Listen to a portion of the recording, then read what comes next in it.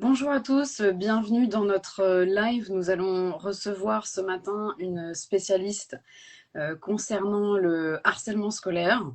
Nous attendons qu'elle puisse nous rejoindre sur ce live.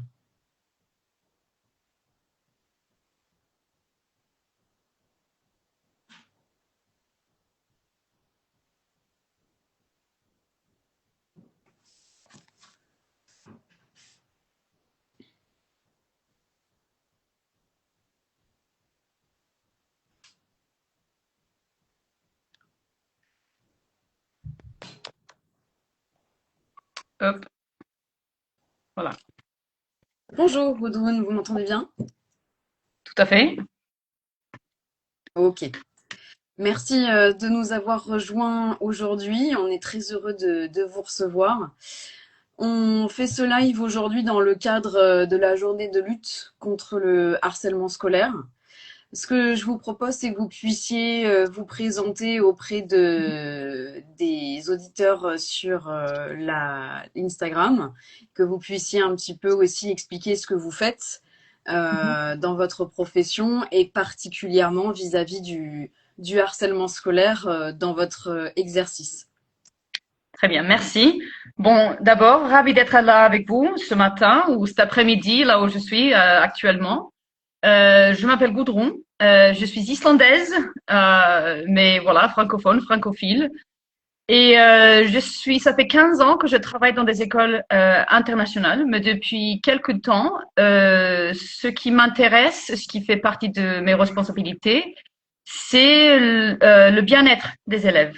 Donc, et plus particulièrement, surtout en ce moment, c'est le anti-harcèlement, donc des efforts, des initiatives, des politiques et des procédures qui visent à protéger les enfants, à réagir en cas de d'harcèlement scolaire et de travailler avec des parents, des communautés, et des profs et des professeurs et tous ceux qui font partie d'une communauté anti-harcèlement pour justement promouvoir un esprit collectif pour éduquer les parents, mais aussi pour justement après en fait intervenir en cas Mm. d'harcèlement scolaire quiconque. Voilà.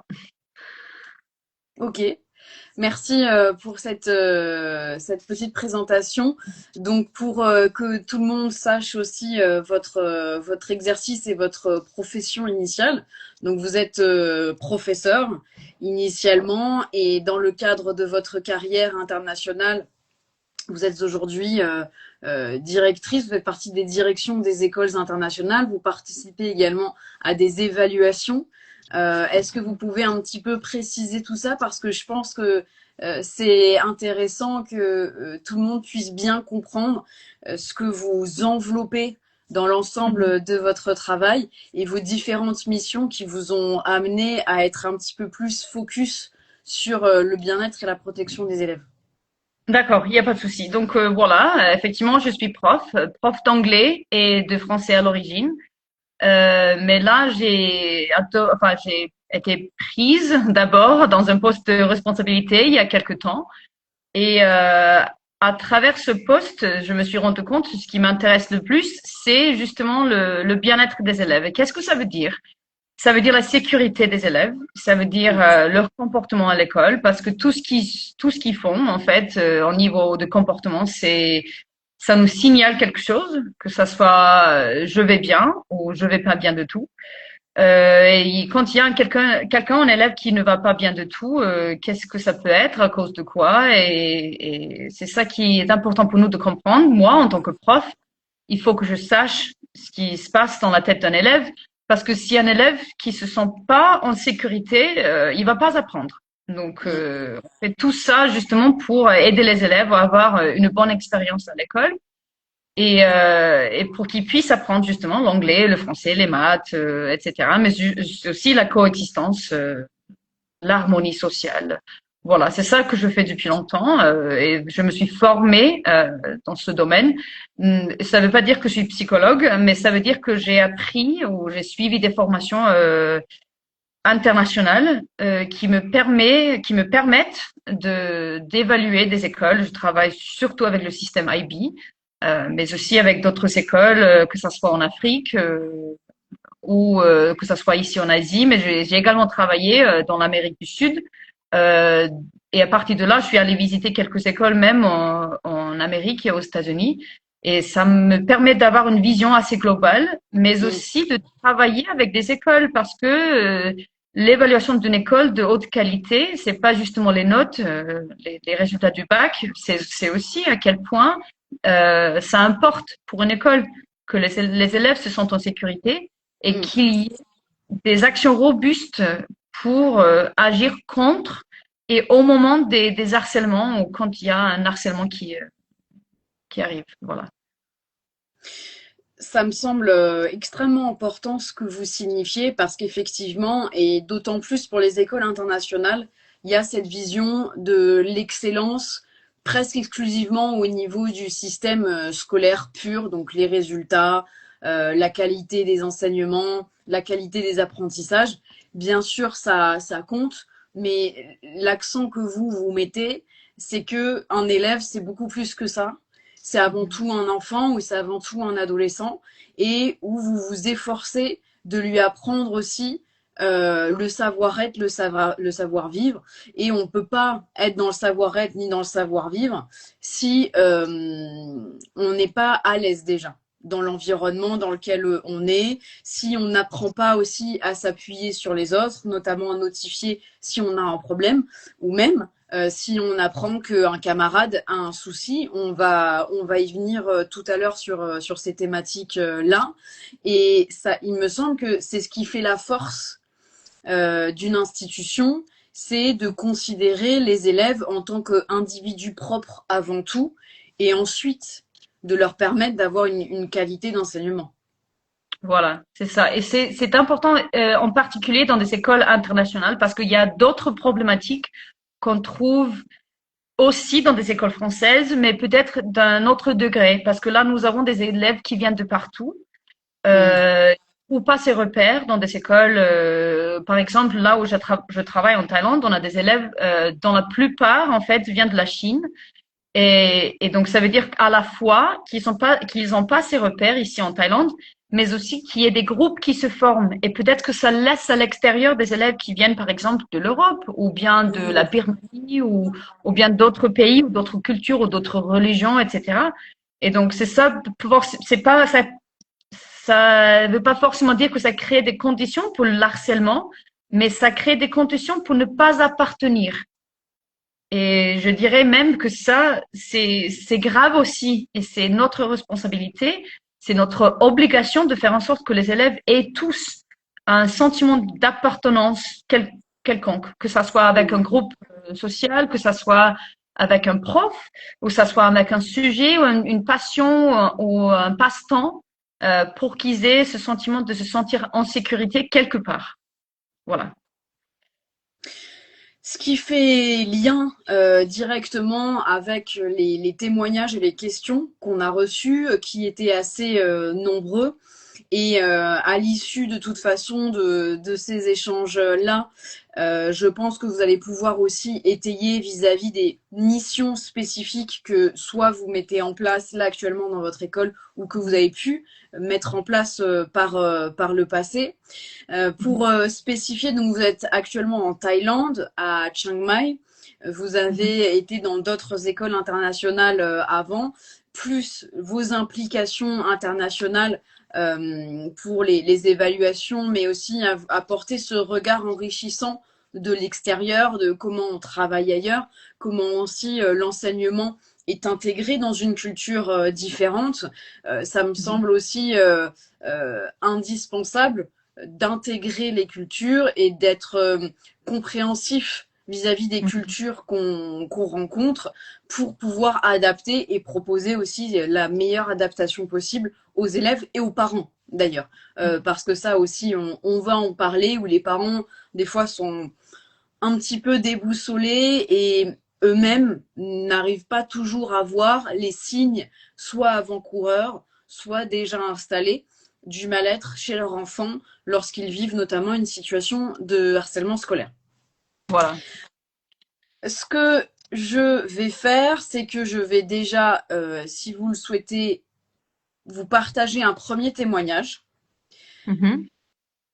Je vais le lire, comme ça tout le monde en pourra en avoir connaissance.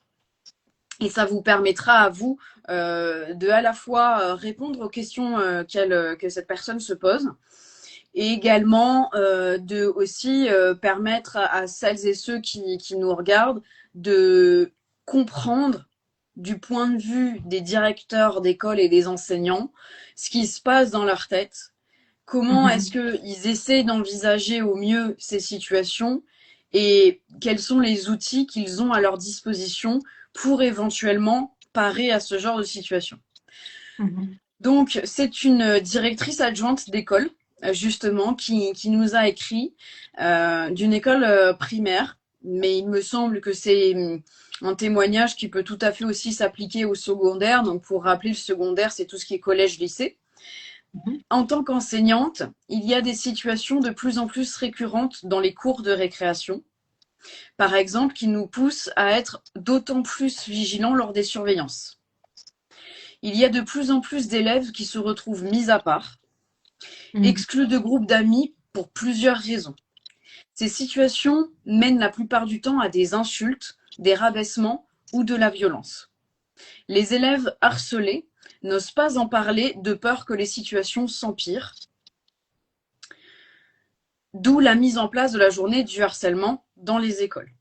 Ces situations, et elle précise, je parle sans doute au nom de mes collègues également, nous interrogent très souvent, et même si je n'ai jamais eu à déclencher le programme scolaire anti-harcèlement, je reste très vigilante, car cela peut impacter toute une vie.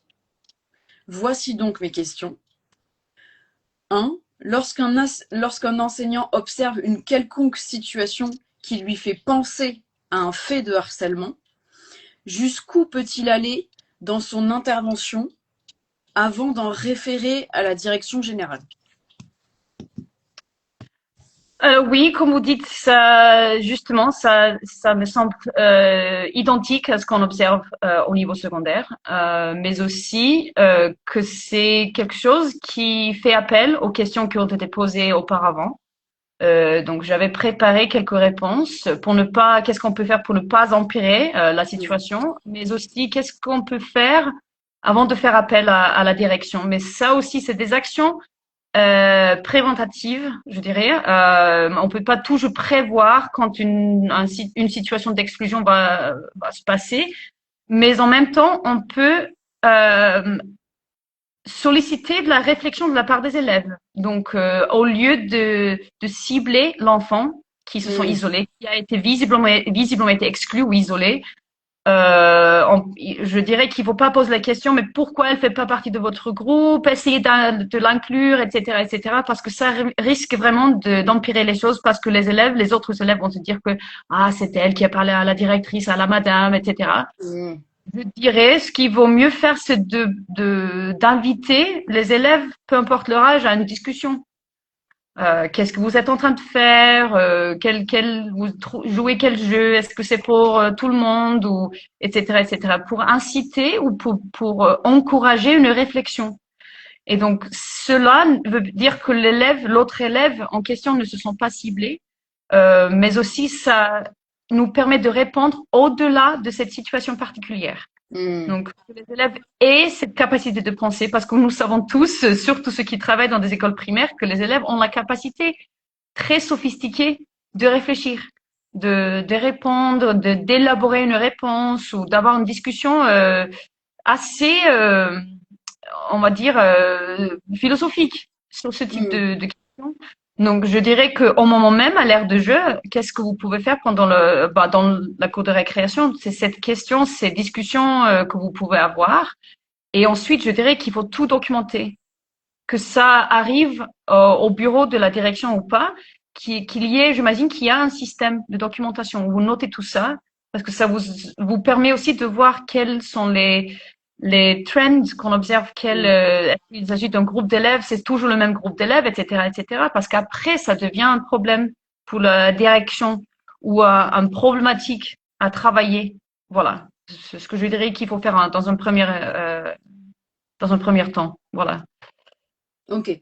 Donc, par rapport à sa première question, c'est de privilégier plutôt l'intelligence collective Voilà. et que même si ce sont des enfants qui semblent petits, que même au niveau de leur âge, ils sont tout à fait capables de mettre des mots à eux sur bah, effectivement qu'est-ce que c'est comme type de jeu et de venir un petit peu les questionner. Et ce que vous dites qui est très pertinent, c'est finalement de les rendre tout de suite acteurs de ce qu'ils Mhm. font, de pas les mettre dans une posture un peu passive, de Mhm. pas arriver comme si justement ils sentaient qu'ils allaient se faire gronder. Oh là là, on n'a pas inclus cette camarade ou ce camarade, on va se faire gronder, etc. Donc qui met même chez des enfants très jeunes dans une posture défensive. Mhm. Si je sens qu'on me tombe dessus, en effet, je vais peut-être pas forcément avoir envie de raconter ce qui se passe, ni même de réfléchir sur ce que je fais. Alors que vous, Mhm. votre posture, c'est plus la question ouverte et l'accueil de ce qui se passe pour pouvoir Voilà. en parler. Voilà, parce que la compassion, même si nous sommes tous des êtres humains avec un cœur énorme, c'est quelque chose à cultiver. Ça reste à cultiver, mais aussi ce type d'action, ça fait partie d'une culture de Mm. anti-harcèlement. Si vous travaillez ça tout le temps, vous faites des exemplaires, vous montrez aux élèves quel type de situation peuvent provoquer un sentiment d'isolation, etc., etc. Vous êtes en train de cultiver une culture riche euh, qui travaillent contre, même si ça soit de façon implicite des fois, surtout pour les élèves, que sont des actions qui ont été mises en place justement pour que cela ne se reproduise pas, au lieu de rester toujours dans une posture de réaction. C'est ça qui Oui, fait que chaque élève se sent ciblé, isolé, voilà, qui se sent tout à fait seul, parce que ça, c'est toujours une réaction et non pourquoi personne n'a remarqué avant. Voilà.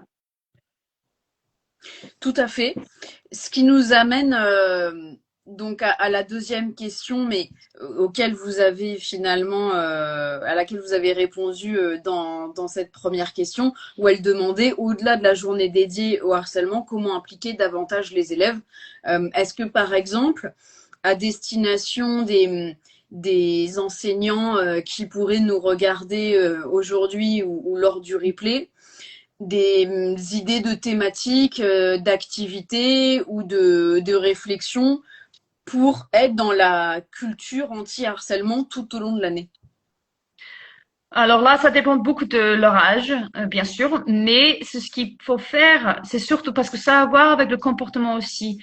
Il faut faire ça, tout ça de façon très explicite, parce que nous, on se dit toujours, mais les élèves, ils savent pas se comporter. Moi, je pose toujours la question, est-ce que vous leur avez appris à se comporter? Quelles sont les expectatives de l'école, par exemple?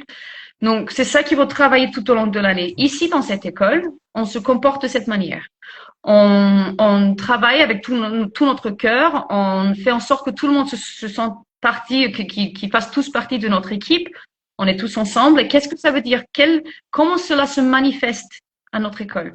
Donc, des fois, ça peut vous aider de trouver des modèles parce qu'il y a des modèles ou des systèmes et des programmes qui existent. Par exemple, quand j'étais petite, moi-même, mon école a fait partie d'un programme qui s'appelait Olveus, où on a fait un échange, effectué un échange avec une école en Tchéquie, par exemple, Mhm. euh, travailler le même programme. Et je sais qu'en Finlande, il y a des systèmes très forts, ainsi qu'en Espagne. Et peut-être qu'entre nous deux, après ce live, on peut partager quelques ressources. Parce que ça existe, il y a des sondages et de la recherche qui prouvent que cela a eu un impact dans des écoles où cela a été travaillé de manière très fidèle au programme. Donc voilà, si vous ne savez vraiment pas où commencer, je vous conseille de vous orienter vers ce type de programme.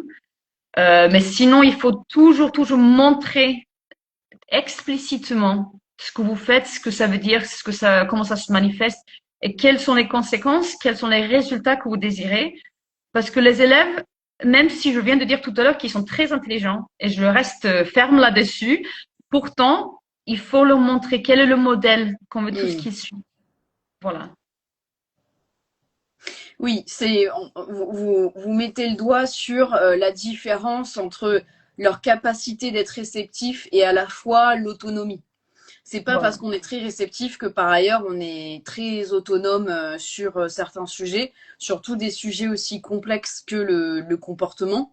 Savoir se comporter, ça s'apprend toute la vie et il faut y être vigilant toute sa vie. Mais on sait que quand on est dans les années de l'enfance et de l'adolescence, c'est là où on va vraiment se former dans un moule particulier, un peu un socle qui va nous durer après toute la vie.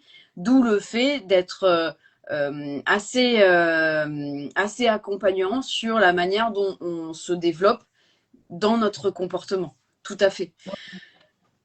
Est-ce que Ok. je pourrais ajouter une chose aussi, parce que Oui, nous, on oui. reste, je sais que vous allez parler de ça tout à l'heure, mais on reste surtout en ce moment en concurrence avec l'Internet.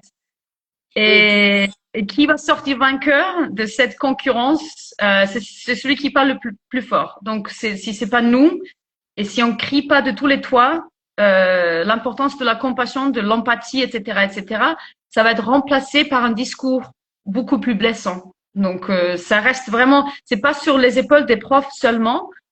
Pourtant, ça fait partie de nos responsabilités de travailler, de considérer cette concurrence des groupes, des discussions, des discours, des Mm. profils, etc. sur Internet. Voilà.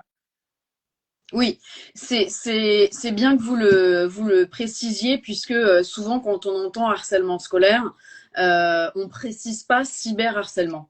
Alors Voilà. qu'aujourd'hui, et ça commence à arriver de plus en plus, j'ai l'impression, dans les écoles primaires, bon, parce que l'usage des réseaux sociaux et des téléphones se font de plus en plus tôt, mais ça reste quand même à l'heure actuelle très présent surtout au collège et au lycée encore plus. Le harcèlement scolaire, ça regroupe aussi ce qui se passe en dehors de l'école, pour bien que ce soit clair pour tout le monde et vous pourrez y apporter des précisions si vous le souhaitez. C'est aussi tout ce qui concerne les trajets pour rentrer à la maison ou venir à l'école. C'est des élèves qui vont venir s'en prendre à d'autres chez eux, que ce soit sur les réseaux ou non. Ce n'est pas que entre les murs de l'école, ça concerne vraiment plein de situations aussi qui se passent en dehors. Mhm. Et c'est ça, ce qu'on veut faire surtout. Quelle est la chose qu'on désire? J'espère que je vais bien arriver à le traduire en français, mais il y avait un prof que j'admire beaucoup qui m'a dit une fois, ce qu'on veut, c'est que les élèves fassent la bonne chose, même quand il y a personne qui les regarde. Donc, il faut Mhm. pas être vigile partout, il faut pas avoir un policier dans la cour de récré. Enfin, ça aide pas parce que c'est temporaire. Et une fois qu'ils quittent l'école, qu'est-ce qu'ils vont faire? Donc, c'est ça qu'on veut surtout. Parce que là, si ça, on commence pas tout de suite, ça risque d'être trop tard, plus tard dans la vie. Voilà. On va y revenir à cette histoire de d'autorité et de police, puisque c'est arrivé également dans un témoignage là d'une maman Mhm. dans le cadre justement de harcèlement scolaire, où parfois effectivement les situations soit sont tellement graves ou soit ont tellement de mal à être saisies avec sérieux et rigueur par l'école que certains parents peuvent être amenés à être assez désespérés et dépassés et à se poser la question de est-ce qu'il est utile, est-ce qu'il est nécessaire ou est-ce qu'il est indispensable de saisir des autorités compétentes. Donc là, est-ce que c'est la police? Est-ce que c'est la justice? Est-ce que c'est des instances plus grandes du système de l'éducation dans le pays? Donc on va y revenir par rapport à ce témoignage. Mais avant, donc on a encore quelques petites questions qui ont été communiquées vis-à-vis du harcèlement. Donc, par rapport aux situations qui sont repérées par les enfants, cette Mhm. fois-ci. Pourquoi les enfants victimes ont-ils tant de mal à se confier? Alors, quand on parle des élèves, surtout, enfin, il y a bien sûr quelques étapes de développement qui sont différentes. Pourtant, pour les élèves, je travaille principalement avec les ados, avec les jeunes ados, donc entre 11 et 15 ans. Et ils ont peur de parler parce que tout ce qui compte pour eux, ce qui compte avant toute autre chose, c'est leur statut social.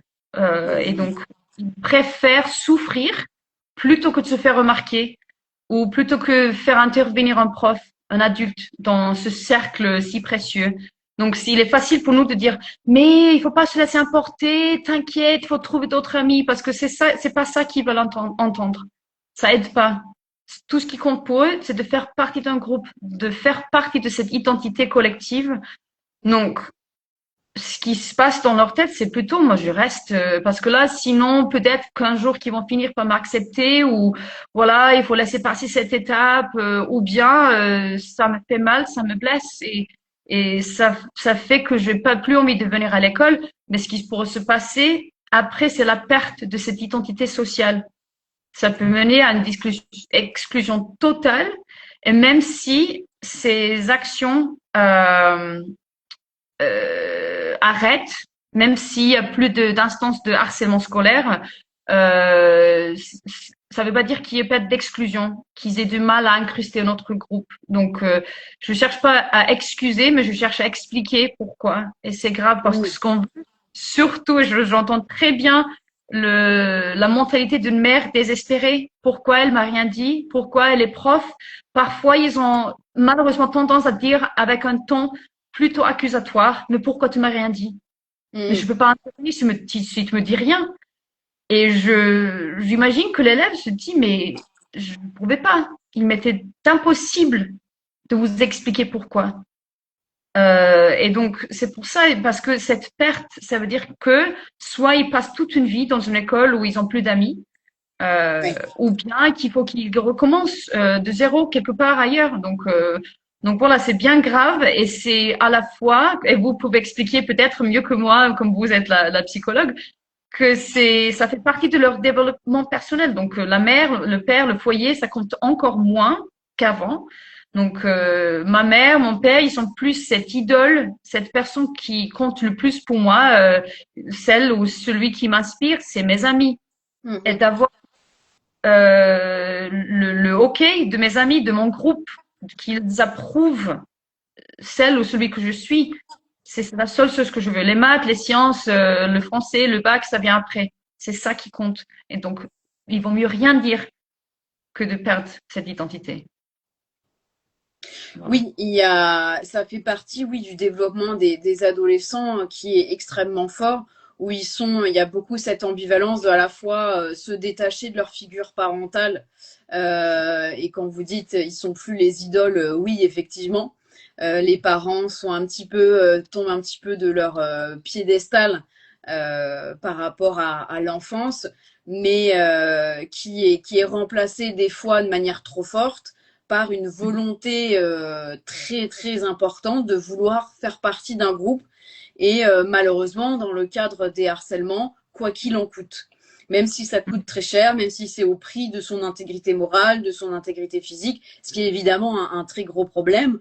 Et ce qu'il y a également aussi dans les situations de harcèlement, la difficulté à la confidence, c'est ce qui revient beaucoup dans les témoignages qu'on entend des enfants harcelés actuellement ou des adultes aujourd'hui qui disent bah en fait moi j'ai été harcelé, j'en ai jamais parlé. C'est la peur des Mhm. représailles, puisque le profil des personnes qui vont harceler, même si c'est un groupe qui harcèle, c'est que un ou deux meneurs généralement, et où après c'est l'influence sur le groupe. Ça aussi, c'est bien qu'on puisse le notifier, puisque des fois, les parents ou les écoles peuvent avoir l'impression que c'est un groupe entier qui harcèle. Non. Il y a une tête meneuse et ensuite il y a cette influence, mais comme dans la société, c'est vraiment à l'image des influences dans la société. Voilà. Euh, et on sait très bien qu'une personne qui est dans le fait de perpétrer des violences, la garantie de pouvoir continuer ou de ne pas se faire punir, c'est le silence. C'est de Mhm. réduire au silence la personne qui subit ces violences. Et donc pour ça, le meilleur moyen dans leur tête, c'est leur faire peur. Créer la Mhm. terreur de si tu dis un seul mot de ce qui s'est passé ou de ce que je te fais, ce sera pire. ta vie sera encore plus un enfer. Je vais soit encore plus te faire mal, ou encore plus t'humilier, ou encore plus lancer des rumeurs, ou faire des vidéos de toi sur Internet, etc.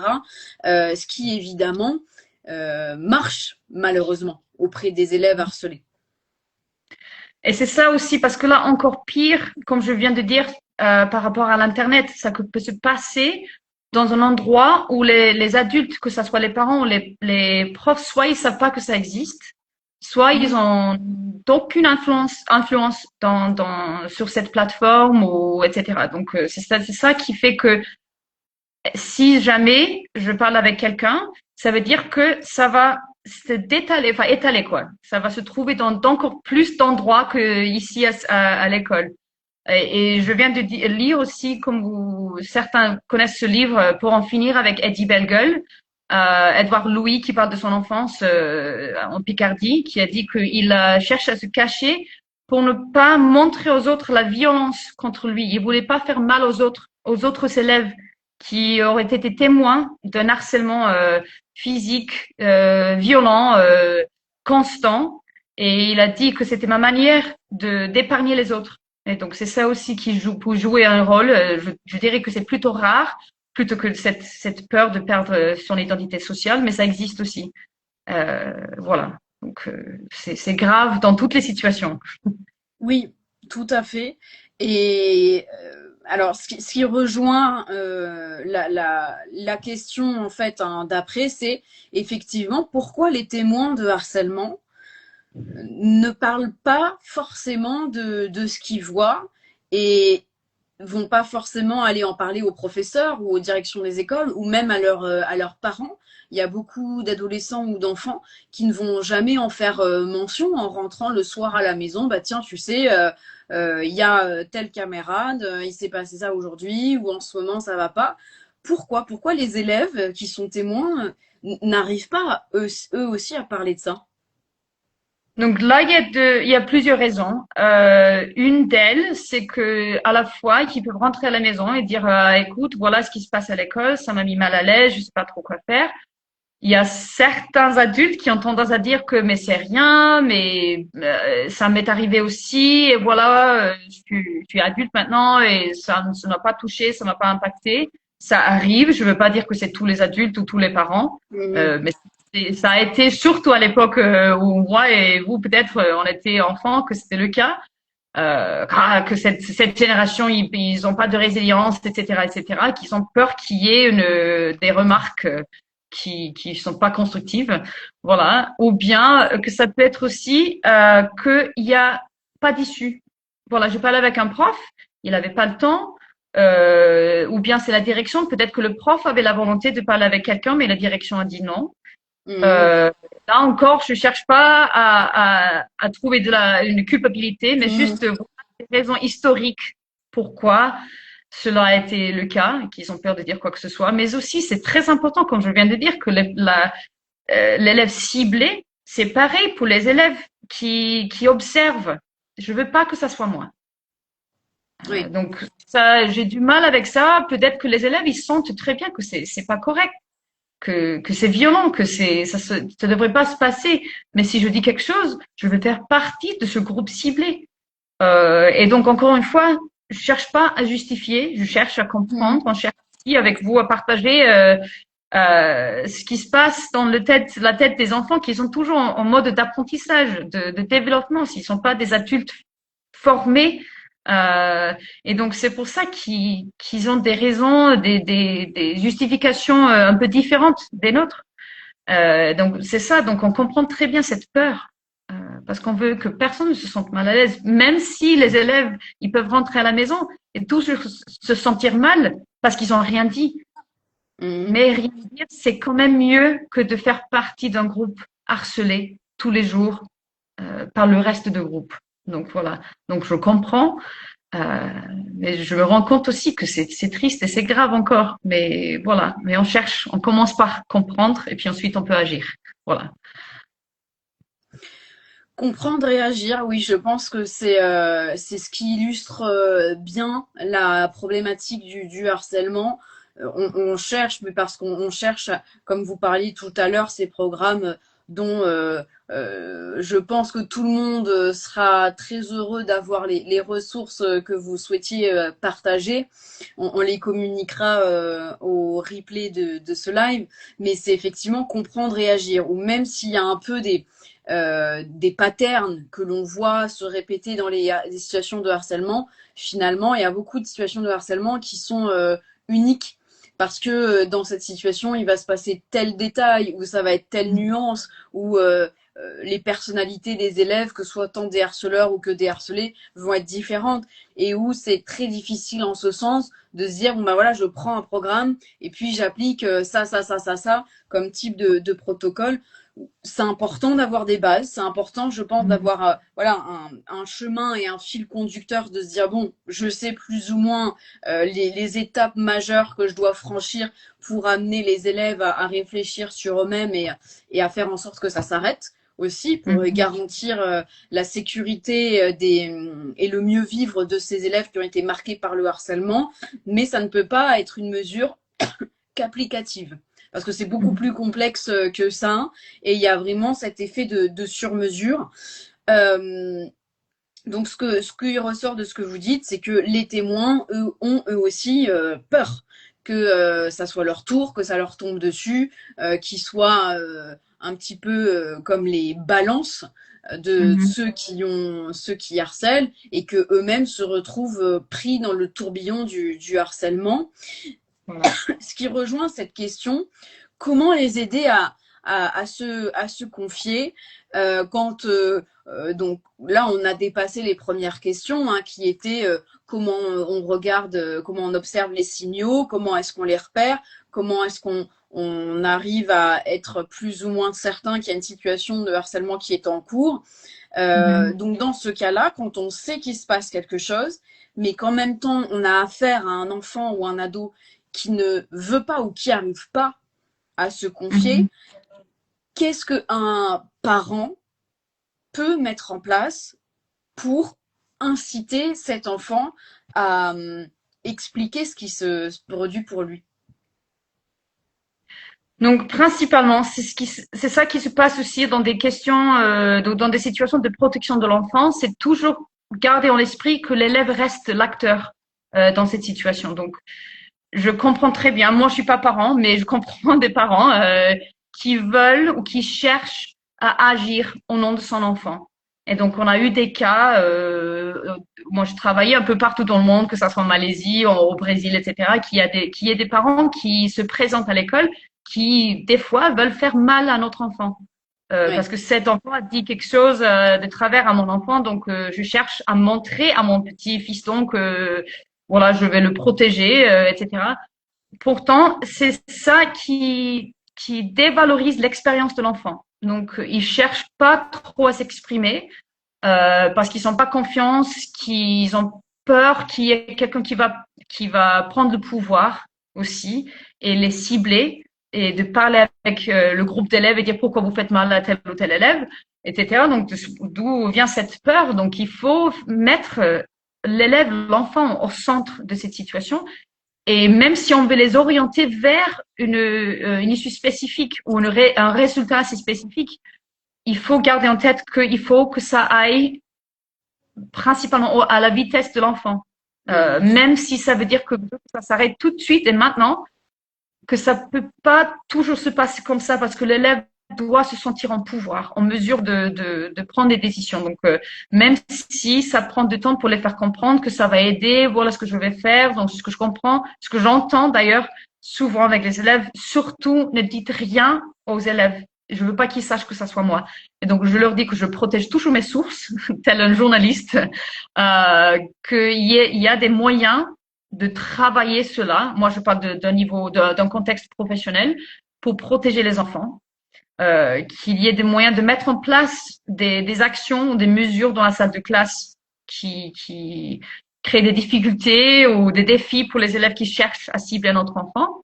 Mais pour un parent ici, il faut prendre du temps parce qu'il y a la réaction d'un parent qui peut être que ça soit colère, que ça soit une action désespérée, que ça soit appeler l'école, etc. Qu'il faut ralentir le pas un peu et parler avec l'élève. Qu'est-ce que tu veux qu'on fasse?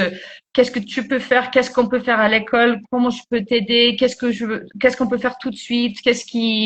Tu veux laisser passer quelques jours? Et je comprends très bien que l'harcèlement, il faut que ça s'arrête. Il faut qu'il y ait un stop définitif. Et on veut tous que ça soit tout de suite. On veut tous, surtout que ça se reproduise pas et que ça se produise jamais. Mais en même temps, pour un élève, qu'il y ait des résultats à long terme, que l'élève ait la confiance de son parent, Mm. de ses gardiens, on leur accorde le respect, de les écouter, de patienter et ne pas aller direct vers la colère parce que ça risque d'encore empirer les choses. Mais je comprends tout à fait cette réaction, cette volonté et cette passion pour son enfant. Mais il faut garder en tête aussi qu'on est en train d'aider, de mettre en place quelque chose à long terme. Voilà. Donc, pour résumer, ce serait de calmer un petit peu les ardeurs des parents qui, naturellement, auraient tendance à être impulsifs. Comment Voilà. ça c'est ça, mais qui dit moi qui sais, je vais aller le voir, etc. Qui est plutôt naturel comme réaction, mais qui à la Mhm. fois, même sans le vouloir, va insécuriser l'enfant et donc le faire vraiment freiner complètement et qui va réduire les chances Mhm. de confidence de son côté parce que lui, il va se dire ouh là là, mais je vais avoir encore plus de représailles, je vais avoir encore plus de répercussions, ça va être horrible. Donc il recherche en fait plutôt d'être rassuré par la discrétion des parents. Euh, Ce qui ne veut pas dire pour les parents qui nous écoutent qu'ils ne peuvent pas exploser. S'ils ont Mhm. besoin d'exploser, d'être très en colère, de peut-être verbaliser certaines choses, que c'est possible, mais peut-être pas auprès de leur enfant, pas communiquer à leur enfant, de peut-être le communiquer justement auprès de la direction de l'école ou auprès d'autres proches de eux en tant que parents, mais de surtout pas communiquer ça à leur enfant, de protéger les enfants de leur propre état émotionnel parce que ça va complètement les déstabiliser. Voilà. Euh, on va finir avec un témoignage donc de Mhm. la maman dont je parlais tout à l'heure en rapport avec une situation de harcèlement en situation d'école primaire. Mais là aussi, je pense que ça s'applique de toute façon à tous les niveaux.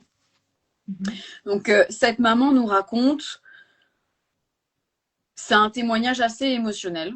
Euh, Elle dit, moi, je n'aurai qu'une seule et même inlassable question que je pose tous les ans à l'école.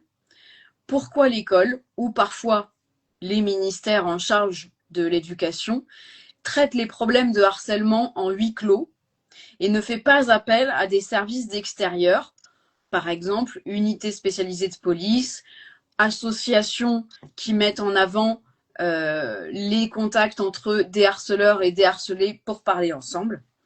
Ce genre de protocole appliqué part du principe que le harcèlement doit être géré exclusivement à l'école, sans en informer les propres parents des harceleurs et des harcelés.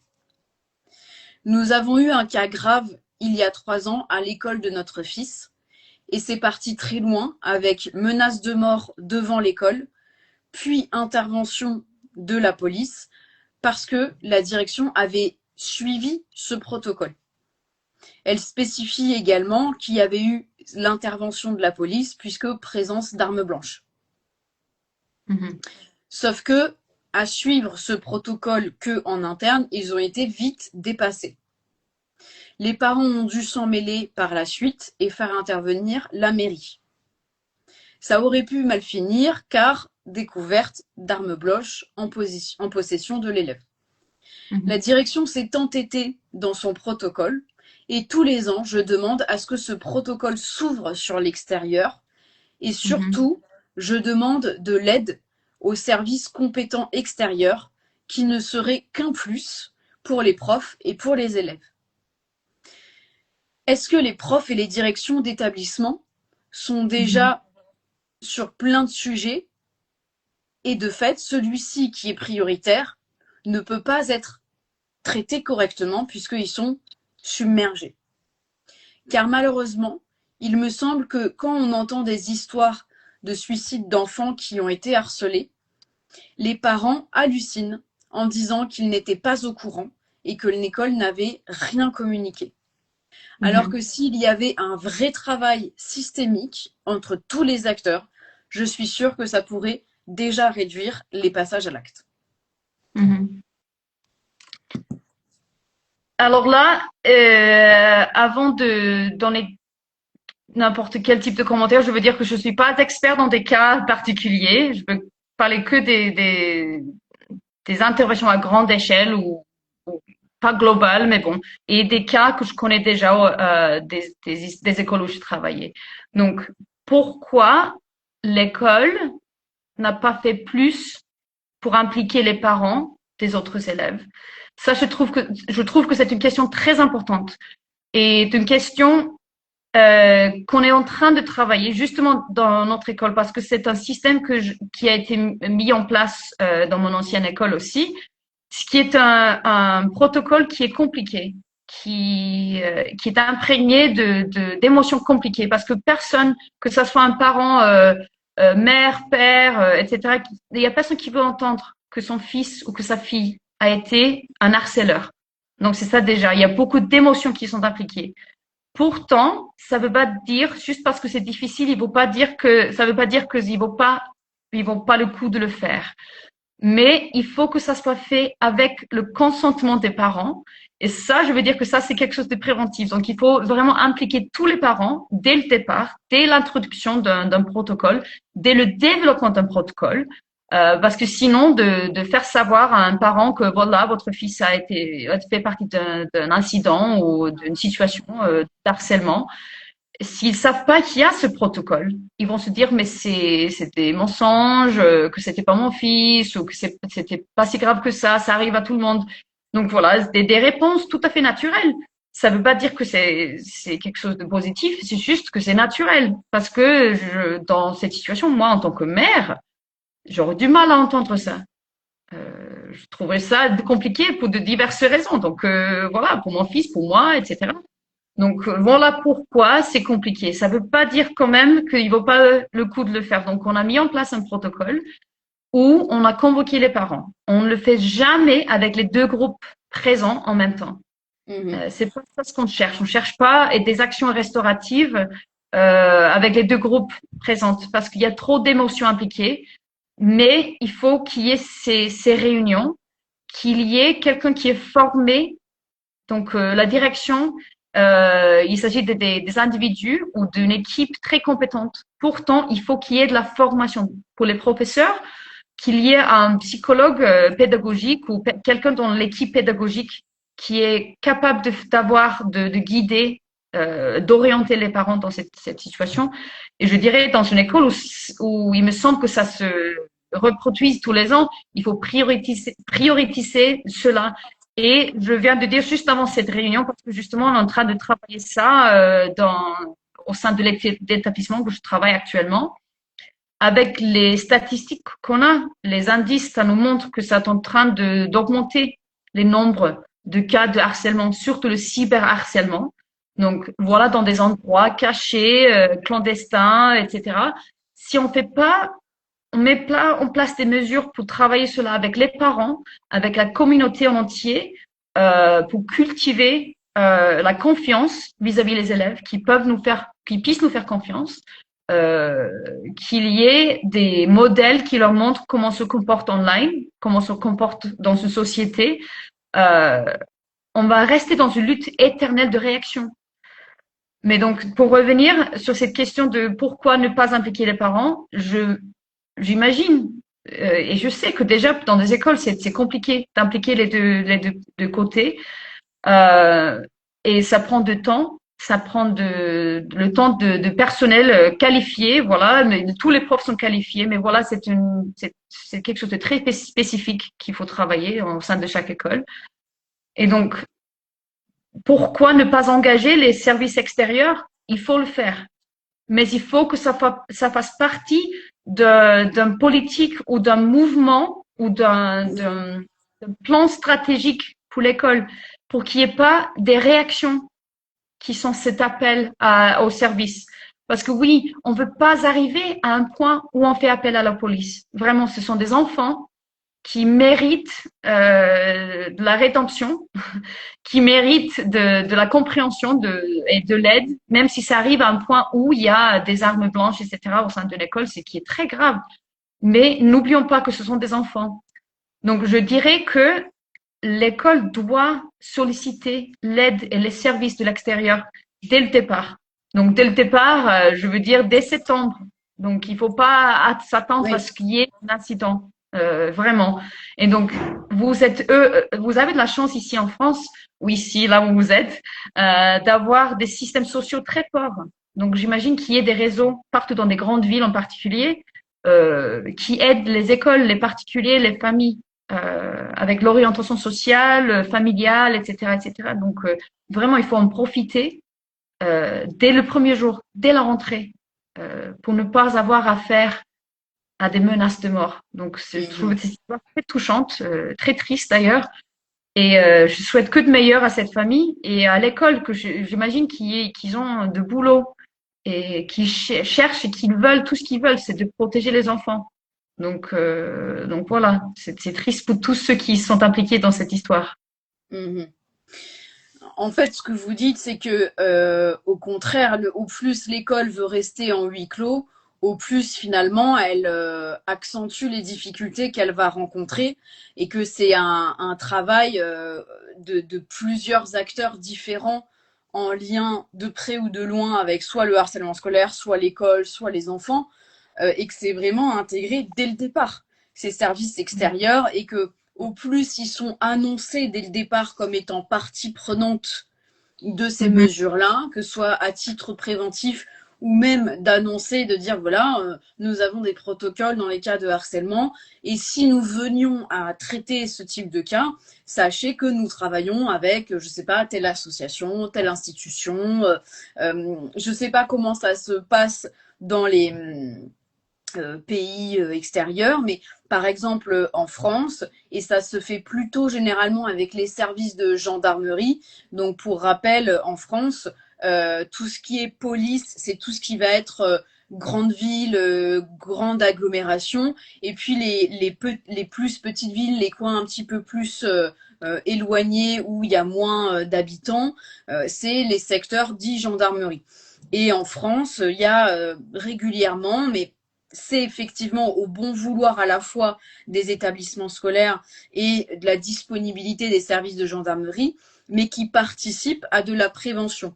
Et où ça, c'est un positionnement intéressant puisque ça démystifie le côté très grave de faire mhm, intervenir une autorité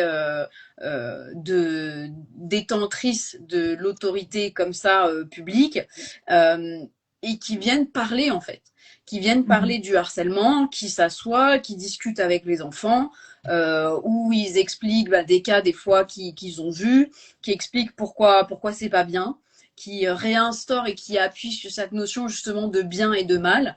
Pourquoi mhm, justement c'est mal de harceler quelqu'un. Qu'est-ce qui se passe aussi? Ça induit une certaine notion de responsabilité, de dire voilà, peut-être que tu es petit ou peut-être que tu es jeune, mais malgré tout, tes actes ont des conséquences.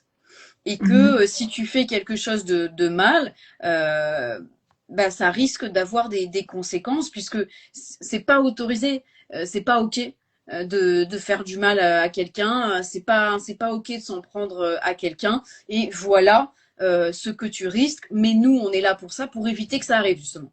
On est mhm, là pour pas te dire oulala, attention, on va venir te prendre et te mettre en prison si jamais tu fais une bêtise. C'est de dire on t'explique pourquoi faut pas la faire et pourquoi voilà. ce serait une bêtise si jamais tu le fais.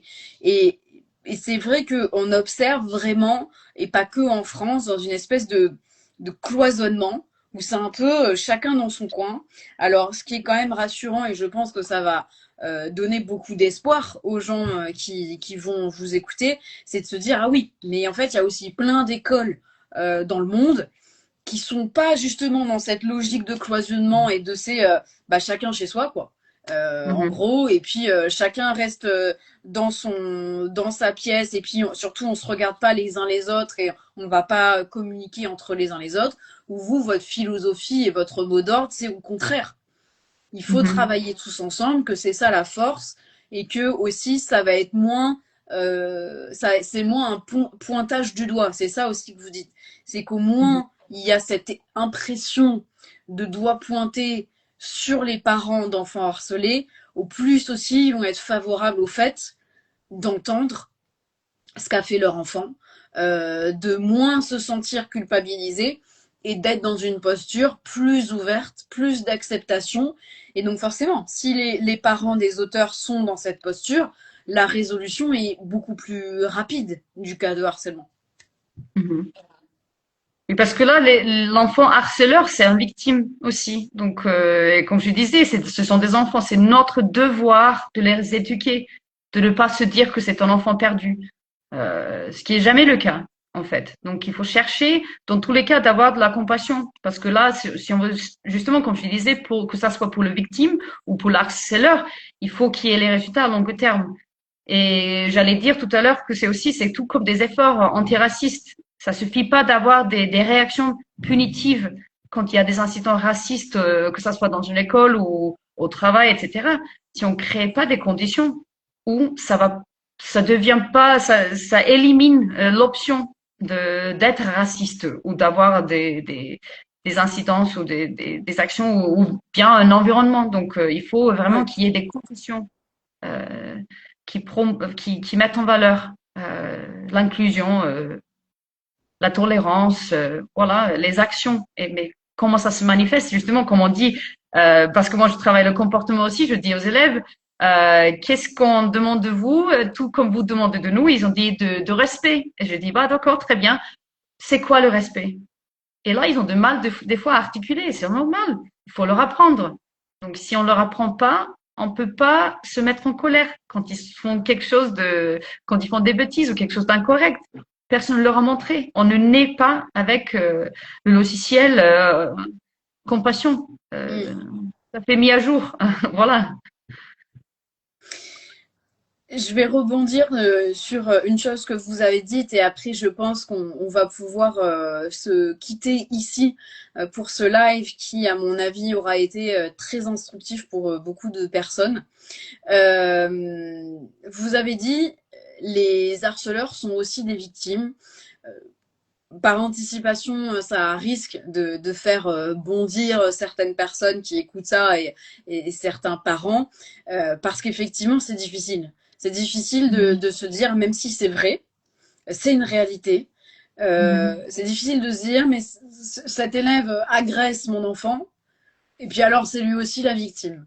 Alors, Mhm. ça ne veut pas dire que parce qu'un enfant est harceleur et qu'il a été lui-même victime de quelque chose ou qu'il est encore actuellement victime de quelque chose et qui donc il reproduit une forme de violence que lui il vit, que ce soit à la maison ou que ce soit parce que cet élève a lui-même été harcelé par le passé, il a très peur que ça recommence. Donc en fait, il vient lui-même dans le cycle du harceleur pour se prémunir que ça se repasse. Il y a beaucoup de cas de harceleurs où c'est le cas.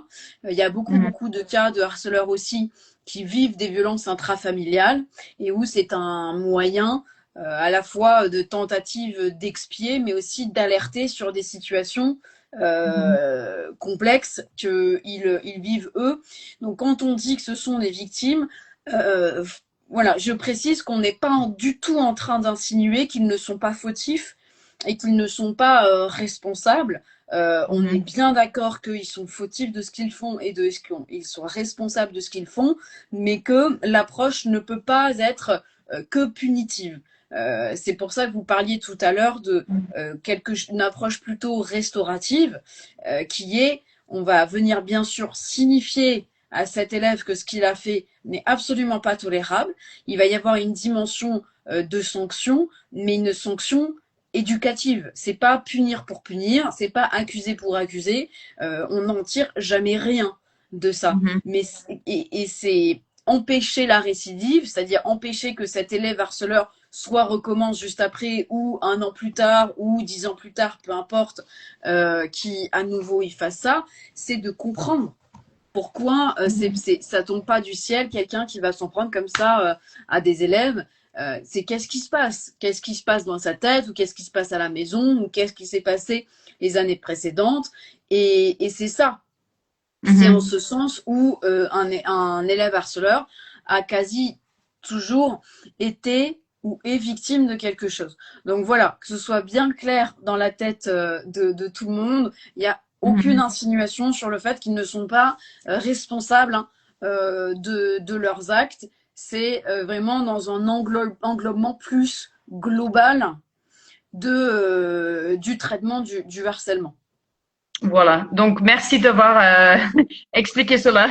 Parce que oui, tout à fait, je suis tout à fait d'accord. Mais c'est voilà, comme je venais de dire, il s'agit des enfants, toujours et surtout. Et donc, c'est à nous on peut pas, voilà, comme vous venez de dire que, ah, le pauvre, mais aussi, il faut qu'il y ait, voilà, des actions qui mènent à des résultats à long terme, que ça soit pour cet élève et pour la société aussi. Mhm. Donc, mais aussi ce que je tiens à dire aussi par rapport à ces actions restauratives, que l'élève victime, vraiment victime ciblée, l'élève ciblé, c'est lui qui reste l'acteur. Donc, des fois, des écoles, ils ont tendance à faire des actions restauratives sans avoir le consentement de l'élève ciblé. Voilà. Donc, les mettre ensemble dans une salle et allez vous discuter entre vous, voilà, qu'ils comprennent ce que tu as fait, etc. Des fois, ils vont trop vite et l'élève n'est pas prêt à accepter ou ne faire partie de cette discussion parce qu'il a toujours peur, qu'il n'est pas prêt à accepter parce que Mhm. ça va prendre du temps, etc. Donc, toutes ces discussions que j'ai faites avec des élèves partout dans le monde, c'est toujours que l'élève qu'ils acceptent qu'il y ait une discussion, qu'il accepte les termes de cette discussion. Donc, et l'élève harceleur, il a moins de pouvoir, on va dire, dans cette situation, qui est obligatoire pour lui de en faire partie, mais pour l'autre, c'est lui qui met en place des termes, que ce Eh oui. soit moi qui décide. Donc oui, il s'agit, comme vous venez de dire tout à l'heure, qui est correct, il s'agit de deux victimes, mais de manière complètement différente. C'est pas la même chose, même si on utilise une terminologie semblable. Voilà. Donc merci encore d'avoir expliqué cela si clairement. Voilà. Merci à vous de votre présence avec nous aujourd'hui. C'était très très riche d'informations. Ça a dû permettre aussi, et notamment les personnes qui verront le replay, à comprendre ce qui se passe un peu plus dans les murs d'une école en cas de situation de harcèlement scolaire. Comment est-ce qu'on s'y prend? Et je pense que tout à l'heure je parlais d'espoir, que ça redonne aussi de l'espoir sur la manière dont les enseignants et les écoles se saisissent de cette Mhm. thématique et que même s'il y a des ratés, des loupés et des écoles hein, qui ne font pas ce qu'il faut, il y en a aussi plein d'autres qui font ce qu'il faut, qui Voilà. prennent au sérieux la parole des enfants et des adolescents et qui agissent en ce sens, qui se sentent sincèrement concernés par leur sécurité, par leur protection, par leur bien vivre à l'école et que ça ait pu aussi peut-être éclairer sur les mesures qui sont prises par les écoles et avec également les petits outils que vous avez communiqués aux parents pour inciter au dialogue, à un dialogue apaisé, rassurant, à un dialogue aussi actif. Vous avez Mhm. beaucoup insisté sur le fait que, et vous avez raison, sur que les élèves qui sont harcelés doivent rester absolument acteurs et actrices de ce qu'ils vivent. Ils sont déjà de fait passifs dans leur harcèlement puisqu'ils le subissent et c'est de leur redonner aussi un peu plus de contrôle et de maîtrise sur ce qu'ils vivent puisqu'ils se sentent totalement dépossédés de ce qu'ils vivent à ce moment-là. Et un élève qui subit du harcèlement, il faut absolument qu'il soit remis au centre de cette mesure. Ça me paraît incontournable. Donc merci vraiment beaucoup pour tout ça. N'hésitez pas effectivement à nous communiquer les ressources qu'on mettra nous dans la légende du replay à destination à la fois des professeurs, et à la fois aussi des parents, parce que je pense qu'il y a beaucoup de parents qui sont curieux de lire ce type de documents et d'aller un peu à la pêche aux infos pour chez eux et leurs propres enfants. Merci à toutes et à tous d'avoir visionné ce live et merci à toutes les personnes qui ont posé toutes les questions, les témoignages. J'espère que les réponses apportées vous ont éclairé et que vous en ressortez avec des indications applicables pour vous.